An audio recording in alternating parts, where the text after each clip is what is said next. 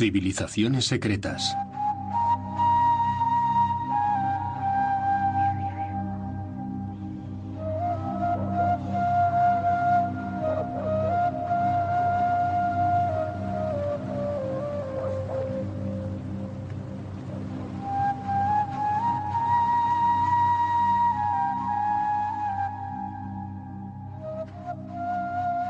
La cordillera de los Andes se extiende majestuosamente a lo largo de la costa occidental del continente sudamericano.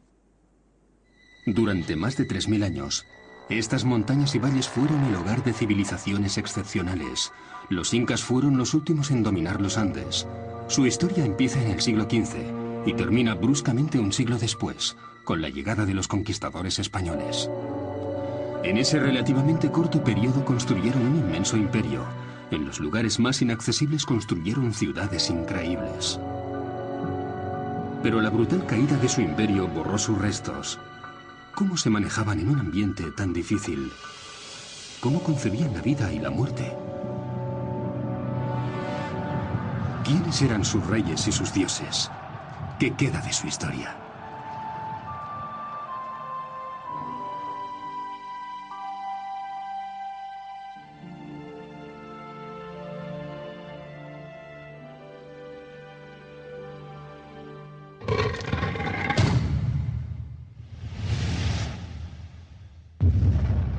Incas, constructores de imperios.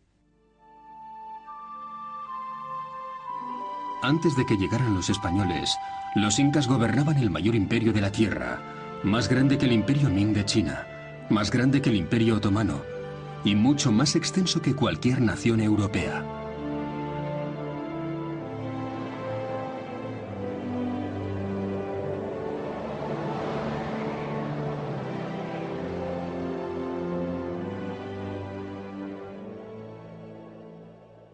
El territorio inca cubría 32 grados de latitud, como si un solo poder gobernara entre San Petersburgo y El Cairo.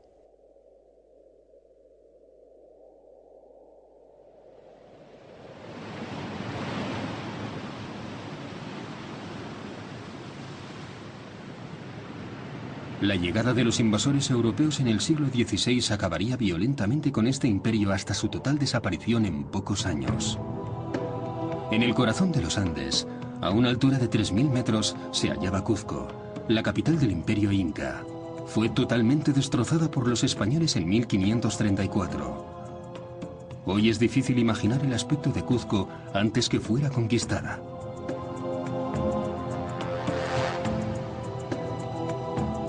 En el centro de la ciudad, en el mismo lugar en el que estaba el Imperio del Sol de los incas, los españoles construyeron una catedral.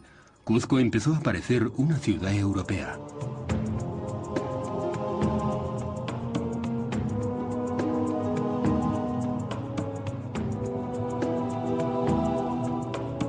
Pero en Cuzco aún quedan restos de sus fundadores. En parte, el muro exterior de este monasterio es inca. Eran excelentes arquitectos y sus construcciones eran imponentes e ingeniosas. La forma trapezoidal de los bloques mejoraba la resistencia en una región de frecuentes terremotos. Como este muro, la historia de los incas parece un gigantesco rompecabezas, difícil de montar.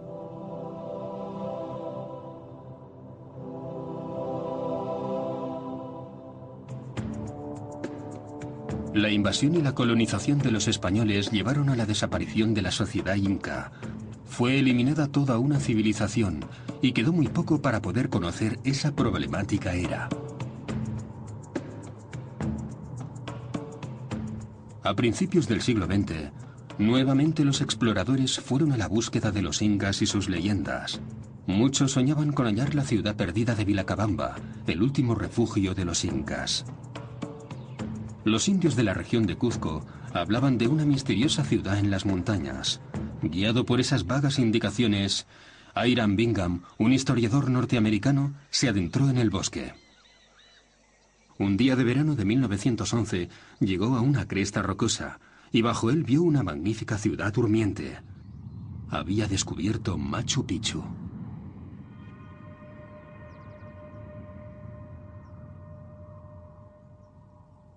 El sitio está a una altitud de 2.430 metros, al abrigo de un macizo rocoso.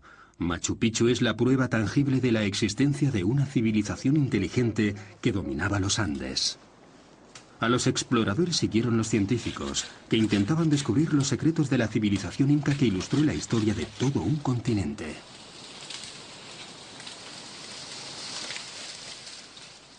Alfredo Mormontoy es arqueólogo del Instituto Nacional de Cultura de Perú. Para los científicos, Machu Picchu es un auténtico tesoro.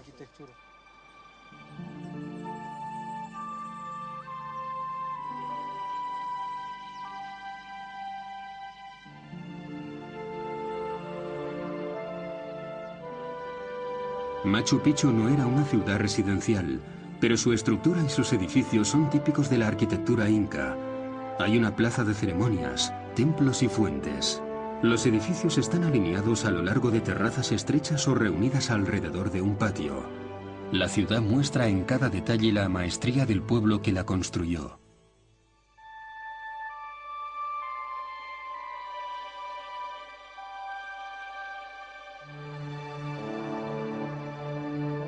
La función de la ciudad es aún desconocida. Olvidada y abandonada desde hace unos 400 años, Machu Picchu asombra y fascina a todo el mundo.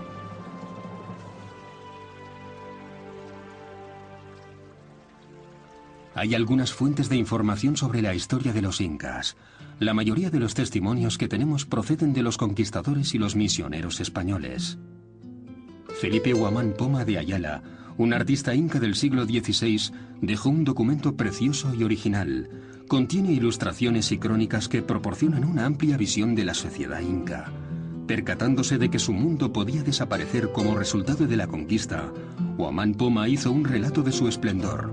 Fue la obra de su vida, y la presentó al rey Felipe II, creyendo que el soberano vería su colonia con otros ojos y mejoraría las condiciones de sus vasallos. Su relato de los orígenes de la civilización describe la vida en los Andes antes de la llegada de los incas. La vida de esos hombres era difícil, eran casi salvajes, pero todo cambió con la llegada de un personaje que era mitad hombre, mitad dios. Era el hijo de Inti, el dios Sol, que se llamaba Manco Cápac. Se llamó a sí mismo Inca e iluminó su mundo con la civilización. Puso a trabajar a los hombres y construyó ciudades, y les enseñó a cultivar la tierra. Bajo su mando su mundo prosperó.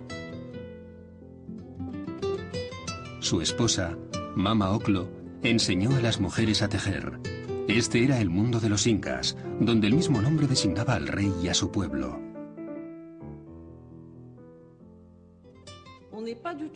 No estamos del todo seguros de la existencia histórica de los 5 primeros incas. No les llamamos incas históricos, sino legendarios, míticos. Lo que sabemos de la historia de los incas está basado en mitos. Cada linaje real tenía sus propias tradiciones, algo parecido a lo que ocurre en África. Cada linaje real tenía su propia forma de contar la historia. Parece ser que una de las figuras importantes del imperio fue el inca Pachacuti, que entre otras cosas fue uno de los grandes reformadores religiosos. Después de él empezaron a depender mucho menos del gran sacerdote del sol.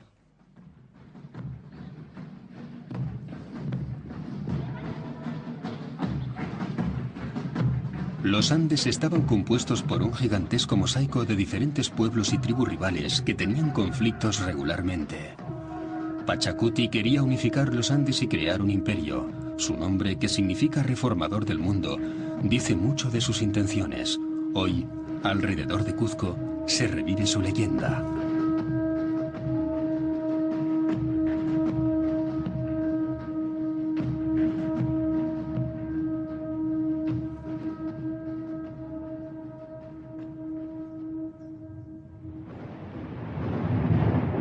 A principios del siglo XV, los chancas atacaron a los incas por todos los frentes con la intención de conquistar Cuzco. Pachacuti comandaba su ejército y consiguió rechazarlos. Fortalecido por la victoria, El príncipe triunfante siguió con su política de conquistas, ocupó la región del lago Titicaca y extendió su autoridad por los territorios del norte, hasta la lejana Cajamarca. Cuando sojuzgaban a los pueblos, tenían una costumbre muy particular. Llevaban regalos, mujeres y presentes muy valiosos que entregaban a los jefes de las tribus que conquistaban, que a partir de ese momento estaban en deuda con ellos. Y a cambio, los jefes sumisos tenían que dar al Inca un tributo y trabajar para él. De hecho, tenían a varios reyes trabajando para él. Y desde ese momento establecían una relación que podríamos llamar de vasallaje, una relación basada en la deuda. Frecuentemente hallamos expresiones de esas deudas en los Andes. Tenían diferentes nombres. Podían ser trabajos forzados, que llamaban mita, o podían ser intercambios desiguales llamados aini. Y yo creo que uno de los poderes del Imperio Inca residía en esas relaciones entre los reinos locales y la autoridad central.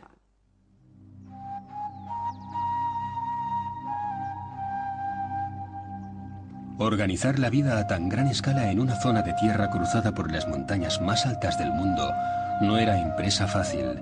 Necesitaban a los trabajadores forzados, los intercambios, la subida de impuestos, una buena seguridad y una administración digna de su nombre. Nada de eso era posible sin vías de comunicación.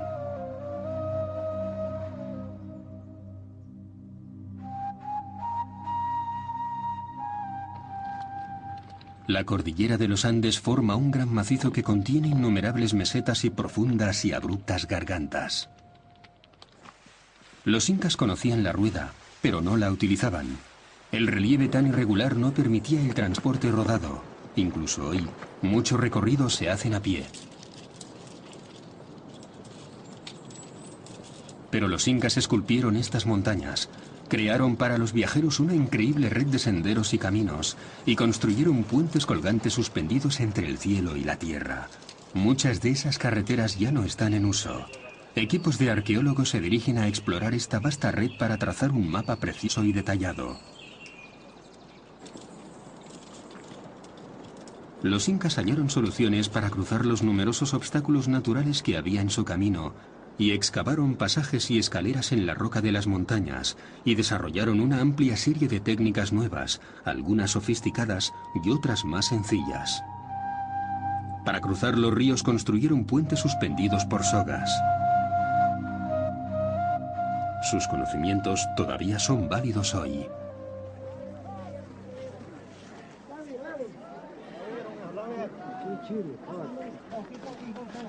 En los Andes no se puede hacer nada solo. El trabajo colectivo era uno de los principios fundamentales de los incas.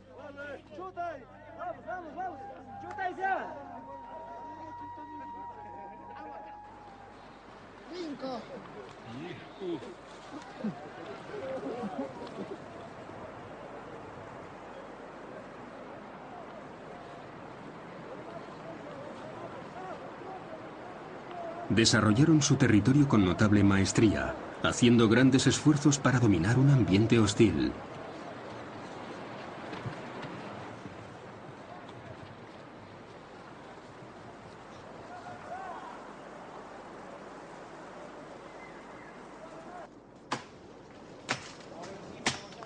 La ligereza de sus puentes colgantes contrasta con los impresionantes trabajos de excavación requeridos para construir los caminos.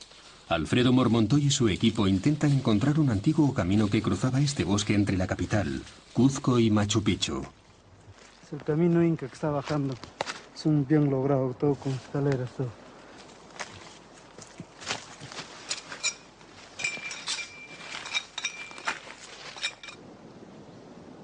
Los Andes combinan las dificultades de la altura de las montañas y un clima tropical.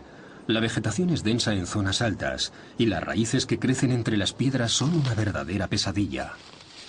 Las abundantes lluvias excavan barrancos y ramblas y han deteriorado algunas infraestructuras. Pero a pesar de haber estado abandonado durante varios siglos, el camino sigue aquí. Es un hecho que impresiona a los arqueólogos. Vamos cada 10 metros y hay un dren de captación. ¿Y dónde? A nivel de la fundación. Los incas han previsto el problema del agua.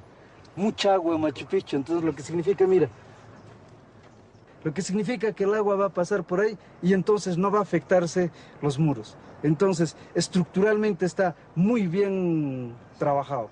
La construcción es de alta calidad.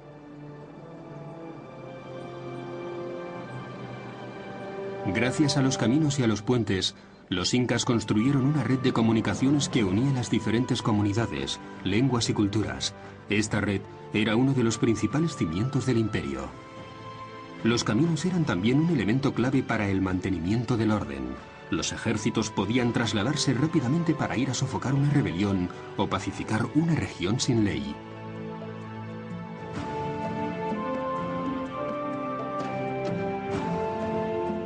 También eran las venas y las arterias de un sistema económico donde todos los productos esenciales que se producían eran transportados a las aldeas y las ciudades.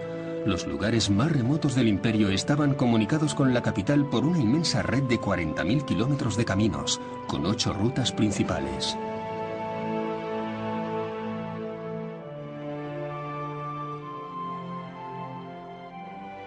El sistema inca dependía de una importante organización administrativa. El cobro de los impuestos, tanto en las pequeñas aldeas, las capitales regionales y en el propio Palacio del Rey, era controlado por funcionarios, que se ocupaban también de que se llevaran a cabo los trabajos. La red de caminos no solo servía para el transporte de suministros a todo el imperio, sino también para las comunicaciones. Los chasquis eran mensajeros que se relevaban cada 20 kilómetros y así conseguían llevar las órdenes del Inca a las aldeas más distantes en solo 2 días. Los incas no tenían escritura, pero inventaron un original sistema para llevar un registro de los datos relativos a la economía y los asuntos sociales. El quipu era la clave de la gestión administrativa.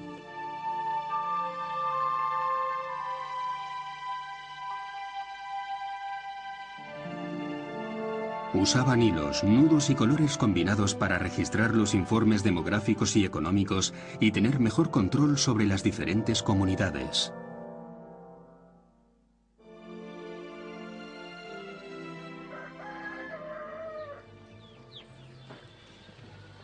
Hoy en estas regiones montañosas aisladas, los descendientes de los incas viven en condiciones muy duras, subsisten gracias a la agricultura y son totalmente autosuficientes. Pero ¿cómo vivían durante la era dorada de los incas? ¿Cómo eran los intercambios comerciales organizados a gran escala en un imperio tan vasto? En la aldea de Mara, entre Cuzco y Machu Picchu, un anciano de 77 años tiene la clave del enigma. Paulino Sinchi Roca es descendiente de una noble familia con ciertos privilegios que le permiten explotar una mina de sal. Un documento del siglo XVII confirma ese privilegio, que data de la época de la administración colonial. El nombre de mi familia es Chinqui Roca. Y también el del segundo Inca, hijo de Manco Cápac. Significa amo de las piedras. El Inca enseñó a los hombres a buscar sal y a utilizarla. Después construyó caminos por todas partes, para el uso de todos los habitantes del imperio.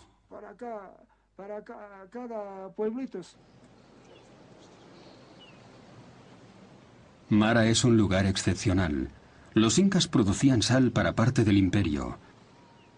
Hallaron un fenómeno geográfico inusual, un manantial de agua salada. El agua se evapora pasando por una sucesión de terrazas y queda la sal, que es muy escasa en las montañas.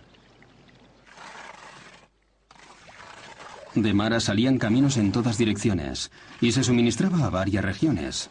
El lugar disfrutó de una especial importancia que ahora ha perdido. Las minas de sal de Mara también realzaban la imagen de poder de los emperadores. Con el sol, pues con el sol. Todo es gracias al sol. Gracias del sol. Los incas adoraban al sol.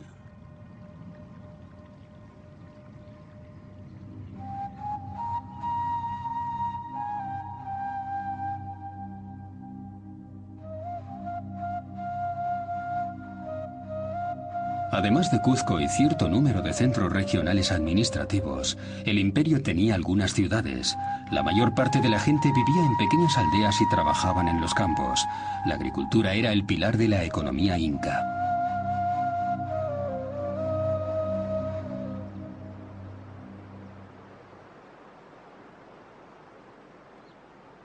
Entre la capital, Cuzco y Machu Picchu, hay terrazas construidas en las laderas, a cientos de metros de altura. Los campesinos incas se enfrentaban al terreno irregular de la montaña, con pocas áreas llanas, y para aumentar las zonas cultivables excavaban terrazas en las faldas. Con un monumental esfuerzo construían muros de piedra, conteniendo así la tierra, y dando a las montañas la apariencia de una alta y amplia escalinata.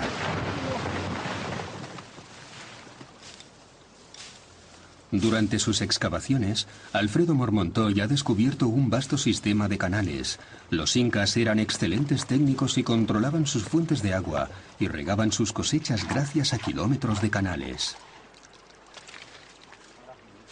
Está saliendo ya. ¿Saliendo ya? Sí. No, por eso sale. Se va a obstruir.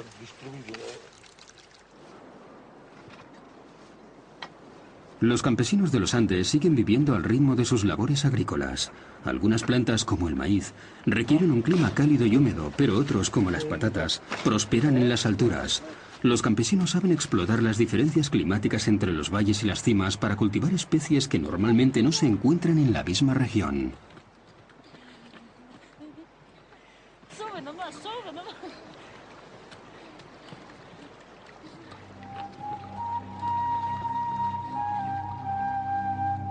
Estas terrazas, ahora más o menos abandonadas, apenas dan una imagen verdadera de la opulencia del pasado. Se calcula que el Perú actual apenas puede igualar lo que producía el imperio inca hace varios siglos.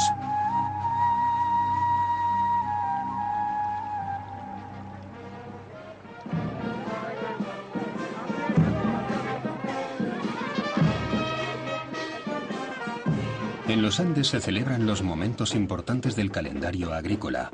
Actualmente, aunque se veneran santos cristianos, subsisten numerosos aspectos de la antigua religión, particularmente los rituales de fertilidad. Estos hombres enmascarados representan cada año el eterno drama que enfrenta a sus protectores y los espíritus malignos.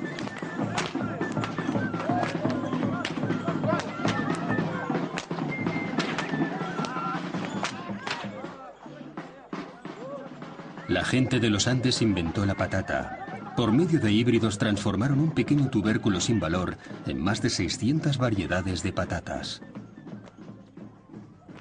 Algunas se crían a 4.000 metros de altura y soportan bien el frío, y otras son resistentes a las enfermedades. Las patatas se adaptan a todas las situaciones, y junto con el maíz es la dieta principal en los Andes. Hoy en las afueras de Cuzco las familias se reúnen en los mercados locales para intercambiar los alimentos excedentes y algunos productos artesanales.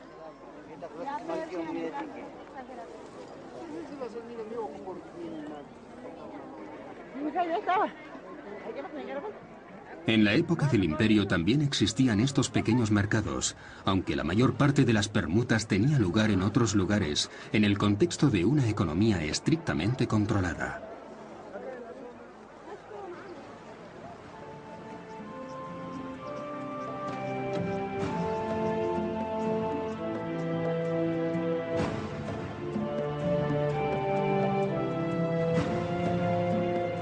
No lejos del mercado hay algunos edificios antiguos.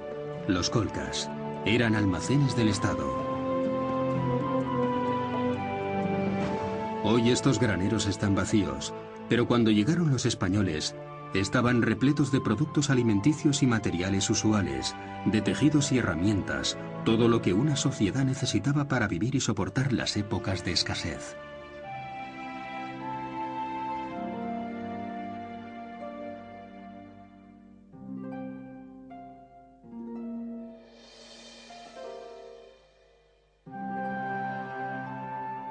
Los impuestos, en forma de comestibles, llegaban de todo el imperio y se guardaban en los colcas. No podemos hablar de abundancia, pero el sistema permitía que la población viviera en condiciones aceptables. Almacenaban de todo, de todo. Y era un aspecto muy importante para controlar la economía, porque vivían en regiones a gran altitud, donde cada 5 o 6 años las cosechas solían ser malas. Podían haber malos años por el frío y las cosechas se malograban. Por eso necesitaban esas reservas. Esas reservas existían en todos los reinos, pero las de aquí eran extremadamente importantes para todo el imperio.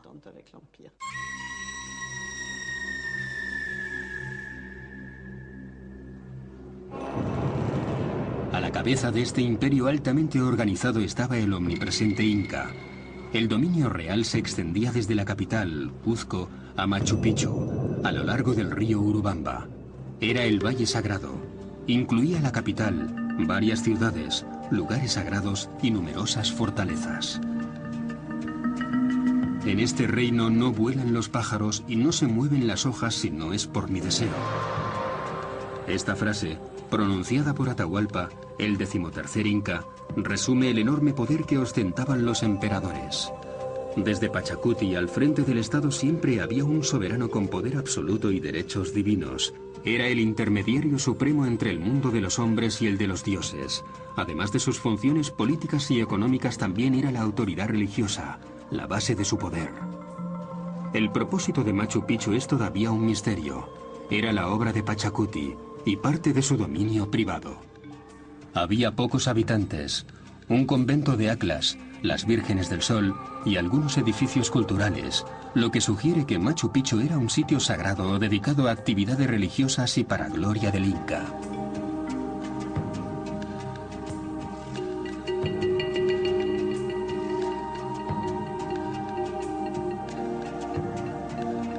Dominando este lugar sagrado hay una piedra con el nombre de Intihuatana, que significa el lugar en que se queda el sol, y es un símbolo del culto al sol y del poder del Inca.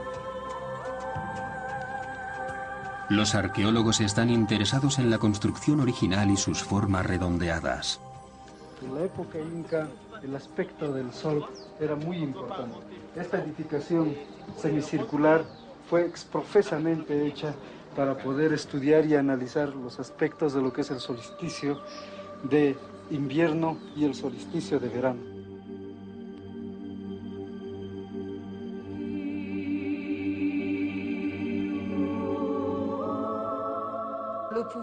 El poder del Inca, como cualquier otro poder, tiene que ser mantenido y, evidentemente, el gigantesco aspecto de Machu Picchu es parte de esa imagen de poder. Por ejemplo, no se podía ver el rostro del Inca y la gente debía llevar bridones o mirar al suelo ante su presencia. Y ese era parte del ritual que rodeaba a la persona del Inca. Como hijo del sol, forzosamente era un ser totalmente sagrado.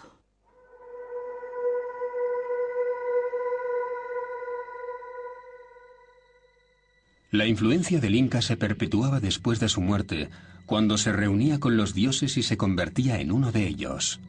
Las crónicas de Huamán Poma dedican varios capítulos a la concepción que los incas tenían de la otra vida. Creían que la fuerza vital del hombre no desaparecía con la muerte. Los antepasados podían proteger a los que aún vivían. Las momias imperiales pasaban por un tratamiento especial. Eran objeto de delicadas atenciones y se les daba alimentos, ropas nuevas y adornos. Los días festivos eran transportadas en literas por las calles de la capital y las exponían en el centro de la plaza principal para ser honradas. Los videntes les pedían consejo y predicciones.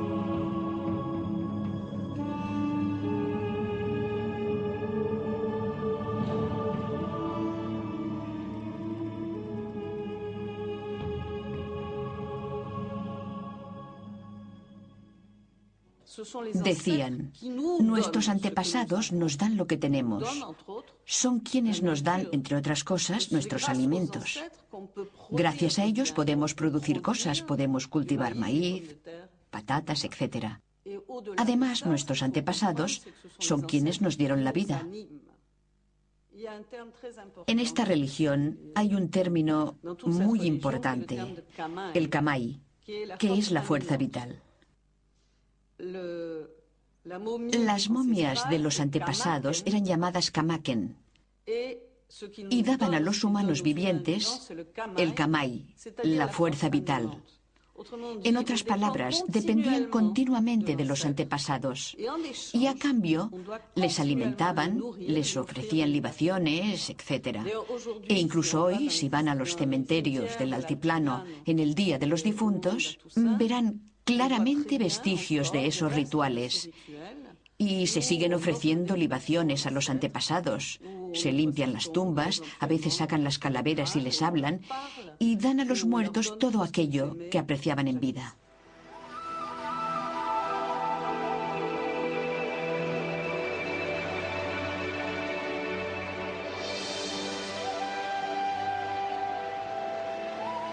La colonización española y la evangelización nunca consiguió erradicar totalmente ciertos aspectos fundamentales de la religión antigua, y en particular el culto a los antepasados. Algunos aldeanos de los Andes guardan reliquias y momias para que protejan las casas y las personas que las habitan.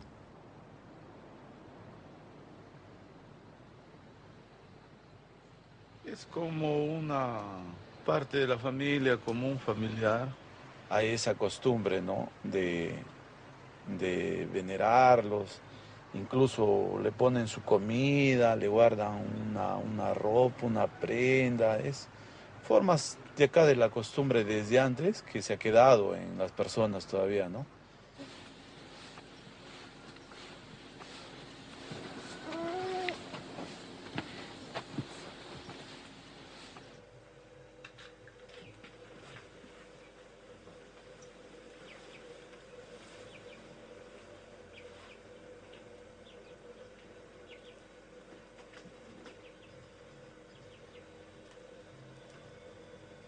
Mañana que nos hay que manta, Señor Jesucristo, Dios nos manta mañana en banque, Señor Jesucristo, Dios nos manta mañana en banque, porque hoy no,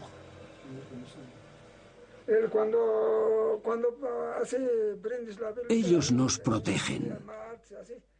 Por eso les ponemos velas. A veces hablan. Hablan así.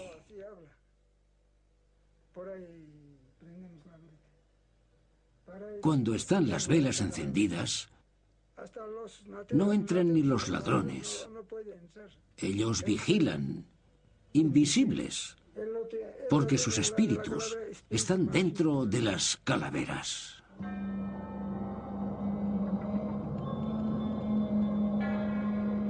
En sus crónicas, Huamán Poma dedica un capítulo a un extraño ritual, el capacocha. Durante los eventos excepcionales, como un eclipse solar, una erupción volcánica o una epidemia, sacrificaban niños para recuperar la bendición de los espíritus.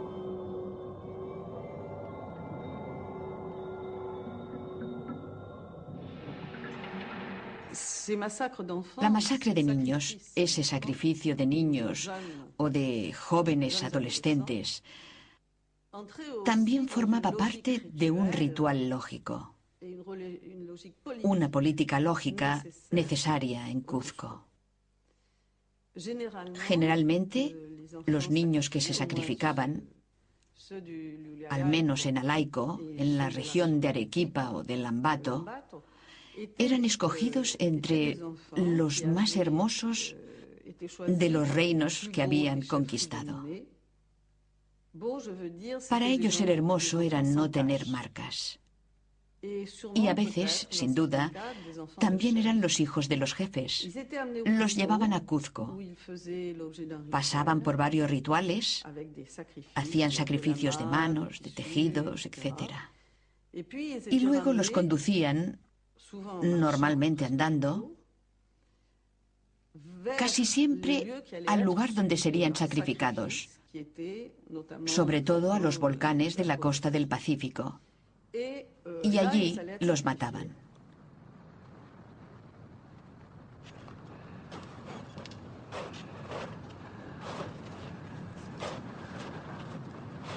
En 1995, una expedición dirigida por el arqueólogo y montañero John Reinhardt ascendió por la falda del volcán Ampato.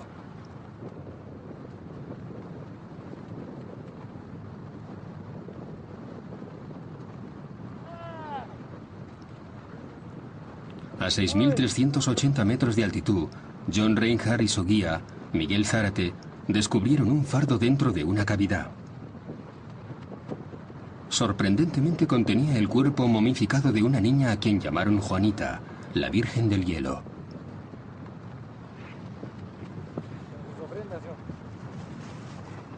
Juanita era una niña inca, sacrificada hace 500 años. Su cuerpo fue sepultado en las faldas del volcán, donde se creía que habitaba un gran espíritu protector.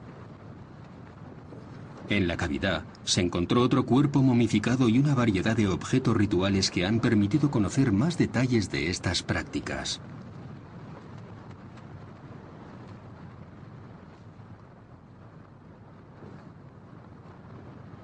Está tal cual con su tapa.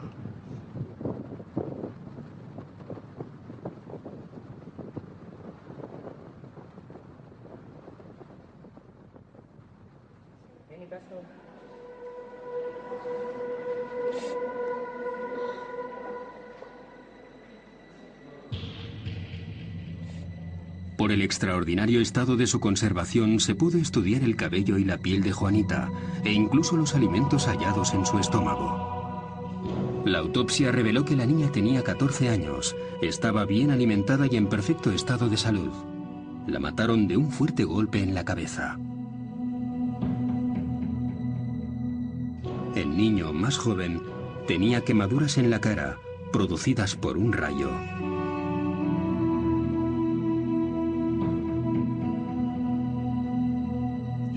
Las ropas y los adornos de Juanita eran de buena manufactura. Un vestido de fiesta hecho especialmente para la ceremonia. Llevaba un tocado de plumas de aves tropicales.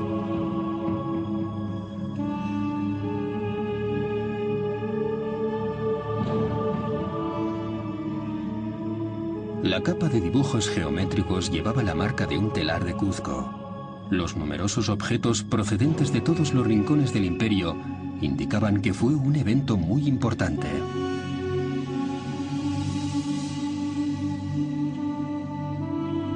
Los incas creían que los sacrificios eran indispensables para mantener una existencia armoniosa.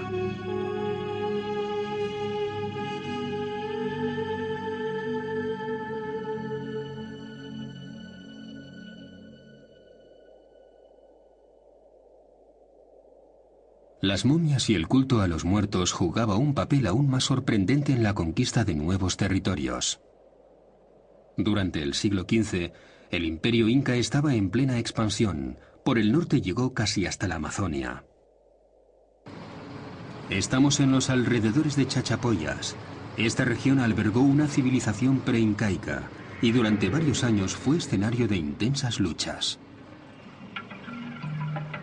La población tenía sus propios ritos funerarios.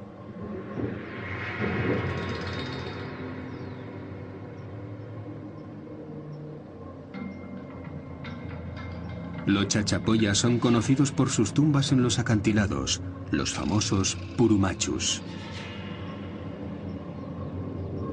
Estos sarcófagos antropomorfos son los guardianes del territorio.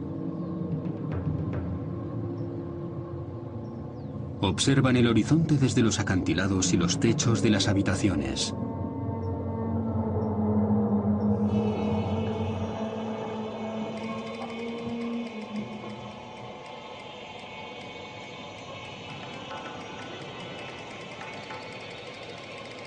A los incas les costó mucho subyugar a los chachapoyas, que finalmente se unieron al imperio en 1475, después de varias largas campañas.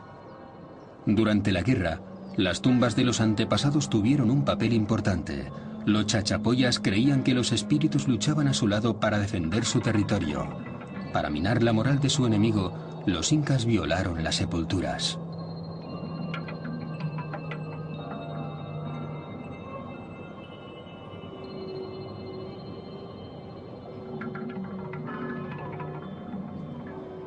Sonia Guillén es arqueóloga, una de las mejores especialistas en momias de los Andes.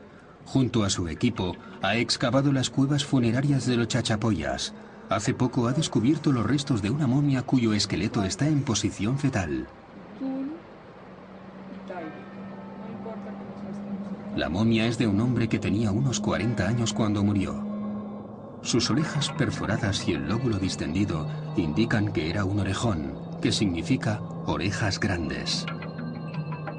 Ese apodo se lo pusieron los españoles y designaba a los representantes del Inca, que se distinguían por los grandes adornos que llevaban en los lóbulos de las orejas. Esos hombres eran miembros de la nobleza y emparentados con el linaje real. Los orejones eran una especie de ministros que representaban la autoridad del soberano en todo el imperio. Los incas enviaron un alto dignatario para gobernar la región. El hecho de encontrar su momia en una tumba chachapoya prueba que intentaron imponer su culto a las momias.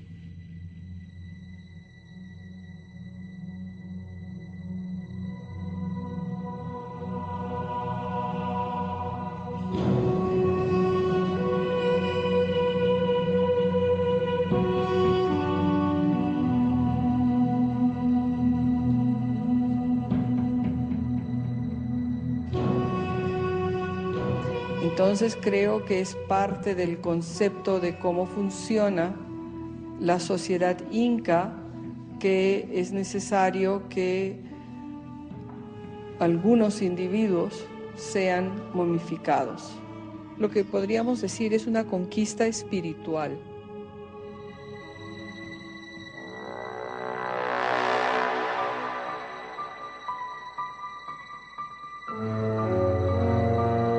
Los incas expandieron su territorio utilizando la religión y el culto a los muertos como medio de dominación e integración. Era un mundo extraño, donde los límites entre la vida y la muerte eran difusos, y donde los difuntos influenciaban en la existencia de los vivos. Las momias también estaban en el centro de los conflictos civiles, con consecuencias desastrosas. El inca Huayna Capac murió en 1528, y Huáscar y Atahualpa, sus dos hijos, emprendieron una amarga batalla. Huáscar quería abolir el culto a las momias, porque los muertos seguían siendo amos de sus tierras y necesitaban sirvientes que los atendieran. Pensaba que el culto era una pesada carga para el imperio. Su decisión provocó una revolución por todo el territorio, acentuada por la rivalidad entre los hermanos. Huáscar se enfrentó a la oposición de los nobles y de aquellos que se ocupaban de las momias. Fue asesinado.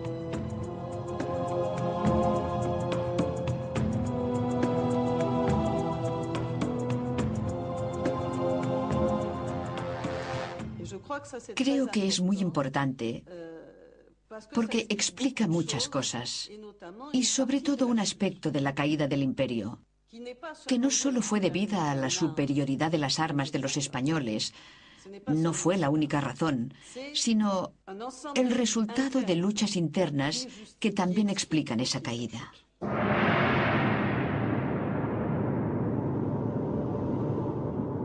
La guerra fratricida tuvo grandes consecuencias y dejó el imperio debilitado para enfrentarse a una nueva amenaza. En 1531, Pizarro emprendió su tercera expedición a Sudamérica. Era un hombre pobre y analfabeto que a los 56 años emprendió la conquista del imperio inca, llevando como único bagaje su inteligencia, su valor y su gran deseo de hacer fortuna. Se enteró de la presencia del inca Atahualpa en Cajamarca y fue a su encuentro. El encuentro fue un desastre, totalmente fallido debido a la falta de entendimiento. Cuando los españoles llegaron a Cajamarca, vieron a Atahualpa totalmente cubierto de plumas, tocado con una corona también de plumas. Y Valverde, el arzobispo, que era el portador de los libros sagrados de los españoles, le ofreció las Sagradas Escrituras. Y como el Inca no había visto nunca un libro, lo cogió, lo miró y lo tiró. Obviamente eso ofendió a los españoles, que también habían ido a evangelizarlos.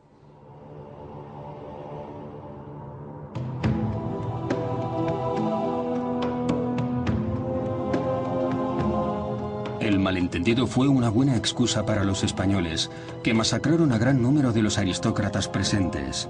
Atahualpa fue hecho prisionero. Pizarro pidió un gran rescate en oro, que fue pagado inmediatamente, pero rompió el trato y ordenó que el Inca fuera juzgado y ejecutado.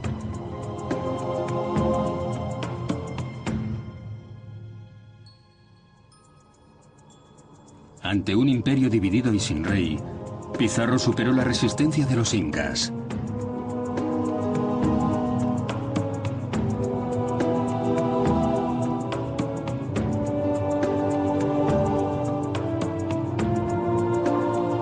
Los años siguientes a la conquista española fue trágica para los incas. Superados por las armas modernas y esclavizados, presenciaron el colapso de su mundo. Los indios eran masacrados, perseguidos, torturados y tratados como seres inferiores, desposeídos de sus tierras y condenados a una vida de miseria y humillaciones.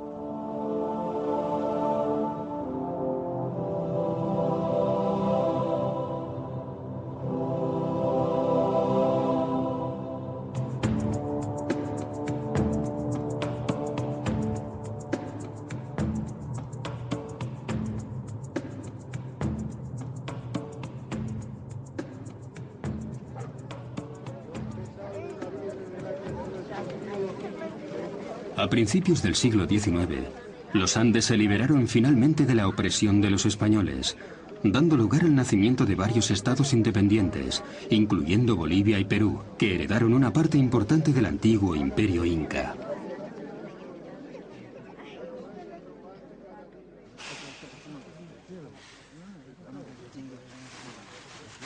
Las montañas del altiplano siguen siendo mayormente dominio de los amerindios. Hablan sus propias lenguas, el quechua y el aymara, practican sus creencias ancestrales y aún honran a Pachamama, la madre tierra. El sueño inca ya no existe, pertenece a la historia, pero el patrimonio cultural de los Andes sigue vivo y continúa perpetuándose.